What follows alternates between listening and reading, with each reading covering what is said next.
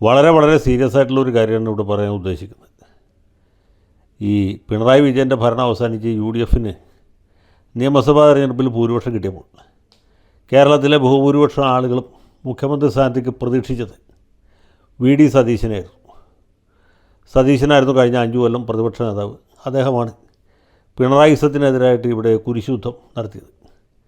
പിണറായി സർക്കാരിൻ്റെ ഓരോ ചെയ്തികളെയും നിയമസഭയിലും പുറത്തും തുറന്നു കാണിക്കുകയും വാർത്താ മാധ്യമങ്ങളിൽ കൂടി അതിന് പ്രചാരം നൽകുകയും അങ്ങനെ ഈ ദുർഭരണത്തിന് അടിവേരിറക്കുകയും ചെയ്തത് സതീശനാണ്. സതീശൻ മുഖ്യമന്ത്രിയാകണം എന്ന് ആഗ്രഹിച്ചവർ ഏതെങ്കിലും ഒരു പ്രത്യേക രാഷ്ട്രീയ പാർട്ടിയിൽപ്പെട്ടവരായിരുന്നില്ല, ഏതെങ്കിലും ഒരു പ്രത്യേക മത വിഭാഗത്തിലോ സമുദായത്തിലോ പെട്ടവരായിരുന്നില്ല. അത് കേരളത്തിൻ്റെ പൊതുവായ ഒരു വികാരമായിരുന്നു.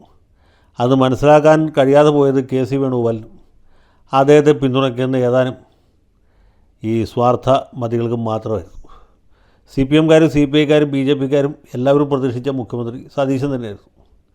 പക്ഷേ അങ്ങനെ ഒരു വലിയ ജനവികാരത്തെ ഹൈജാക്ക് ചെയ്ത് ചുളുവിൽ മുഖ്യമന്ത്രിയായി കളയാം എന്ന് KC വേണുഗോപാലും അദ്ദേഹത്തിൻ്റെ ആസനം താങ്ങികളായ ചില MLAമാരും വേറെ ചില ഏഴാംകൂലികൾ മാത്രം വിശ്വസിച്ചു.